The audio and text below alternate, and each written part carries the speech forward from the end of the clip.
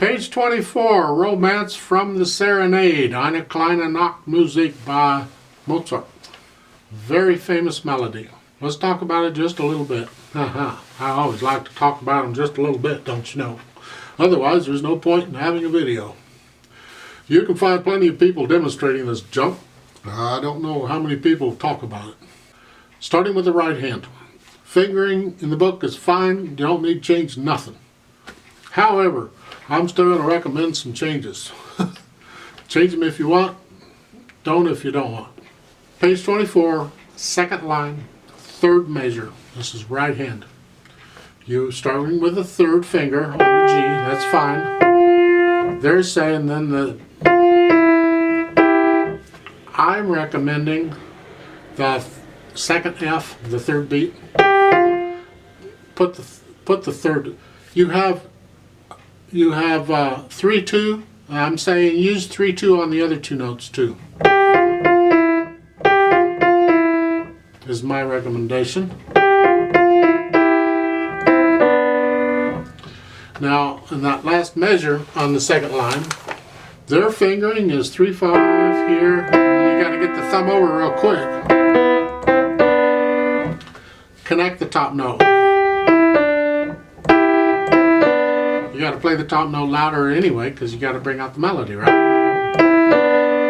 The different fingering. I would recommend the 3-5 on the first one's fine, but then I would recommend hold the G down because it's melody and it's connected.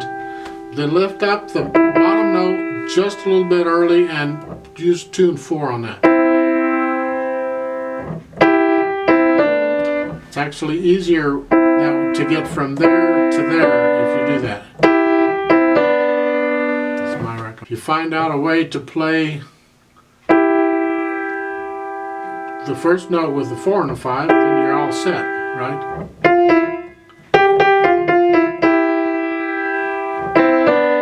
It's up to you. You play around with it and see what you think. Then at the top of page 25, the 8th notes are fine, okay? So the fingering there. That's a good fingering. Use it. However, on the second measure, I recommend index finger on the half note. Because you just, the 3, Yeah. And then the 4th on the A, and the 3rd on the 8th note G, and then the 2-4.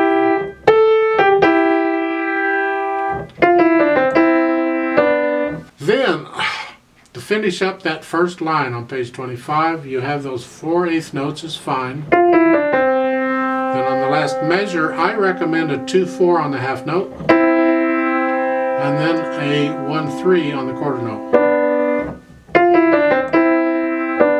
To me, that's a much easier fingering than what they're trying to do. And the second line on 25, again, the first measure is fine. They're telling you to use the thumb. That's great. That's fine. Second finger on that. On the F, B, on the dotted quarter note, I recommend a 1-3. On a 4th on the 8th note, so you can play the 1-5 on the half note, the mixed measure. To me, that's much easier and safer fingering than what they're suggesting. And then come down and play the 8th note with the 5th finger. It's a little awkward in the last measure of the second line in the right. But awkward, yeah, sometimes it is. Just work it out. It needs to be there. It needs to be all slurred, connected, smooth. In the last line, on page 25, you see the 2-note slurs? That's important in this piece, all right? We want to hear that.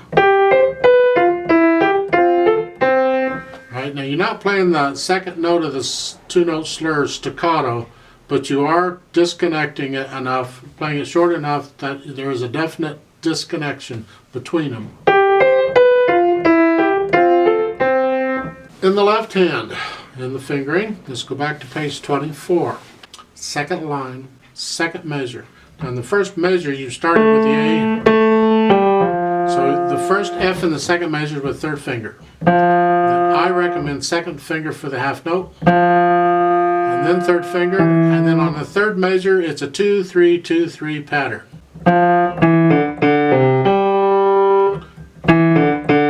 Back to these two note slurs. So to try and clarify that, the second line, okay, for the left hand it's thumb from first measure, and then on the second measure it's a 3-2, and then a 3. Next measure it's a 2-3-2-3, and then it's a 1. That's what I recommend. Starting with the third line, you can go ahead and use the 1-5-1-5. However, since you're coming off of a low G from the second line, the last note, you could play the first C with third finger to get you there. So just the first one. And then you come up with some. It keeps you from having to move your hand up. May not be a problem because it's a different phrase, it's a different thing. Page 24, next to the last measure at the bottom. Left hand, they're saying a 3-1, 2-1. So the problem with that is what comes before it. In the third to the last measure at the bottom, okay, it's the second measure of the line. You have a 2-1 here. And then the quarter notes are 2-1. And then they're saying a 3-1. I find that awkward. I would recommend, rather than a 3-1, use a 4-2.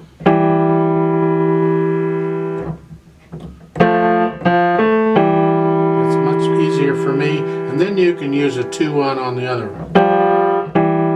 It doesn't matter. It's just a 4-2 on that first half note is easier for me to play. That's why I recommend it. Page 25, first line, the last two measures. We're talking left hand. You're starting with a 4-1. You could play the last three notes in the left hand with your fourth finger if you want. Yuck, you can't. I would recommend maybe a 1-2-1, just to use different fingers. That's pretty much it for the left hand. I think you can get most everything else. As far as the pedaling goes, there's very little pedaling. There's just a couple spots on page 24, okay? In fact, you could get by this piece with no pedal at all. You don't need it.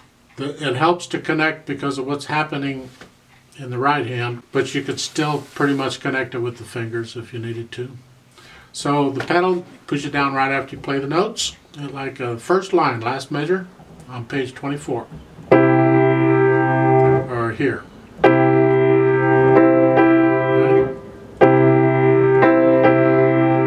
Lift it up before you play the next note. That is the first note on the second line, because the phrase ends with that half note. You know, the curved line, yeah, that's it.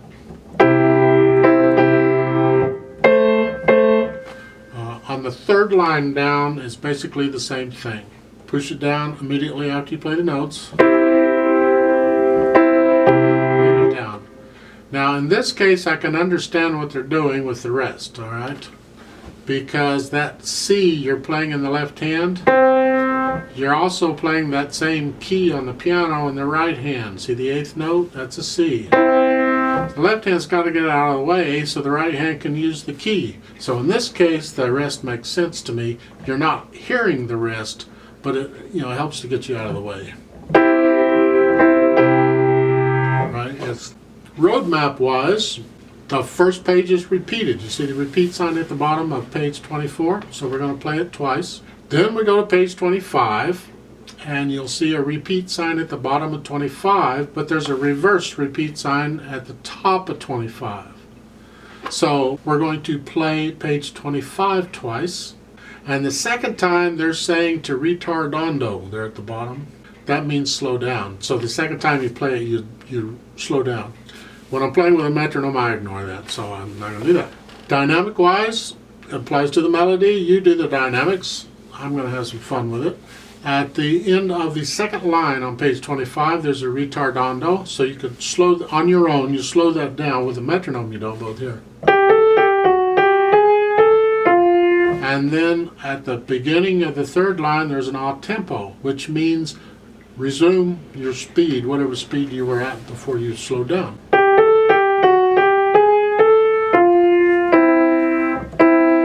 go back to your regular speed. We're not going to do that because we got a metronome, but you can do it on your own. 4/4 time, we give you 4 counts. Let's try this out and see what happens here. Right hand here to start. Now it's going to move around a little bit. That's fine. Left hand here. Foot's on the pedal, so we're ready to go. Okay. You can do this crescendos. See those little they're called hairpins. That sideways arrows, the long sideways arrows. You can do those. You can get louder and softer and louder and softer. I'm just going to play it. 1, 2, ready, go.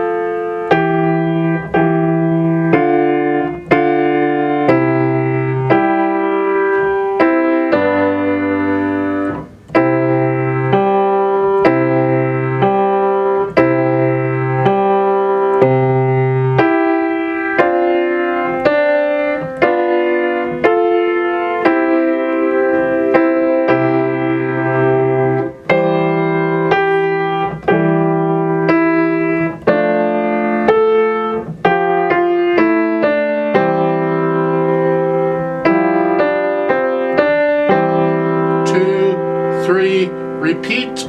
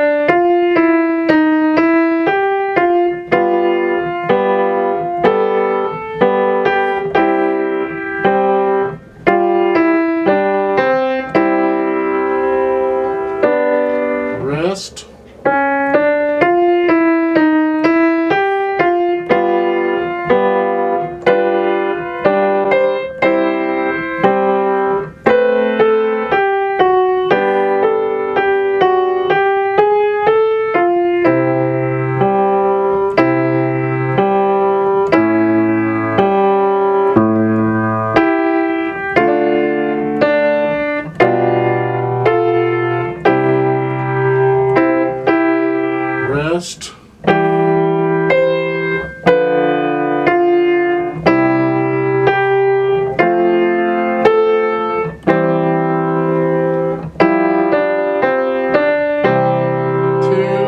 3, repeat.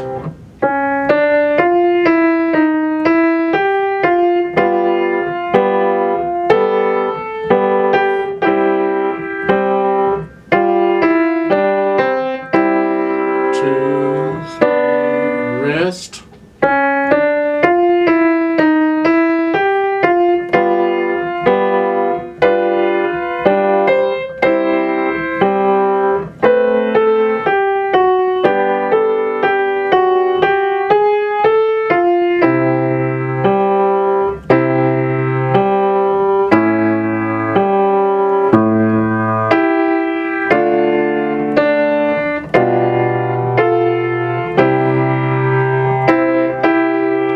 Rest.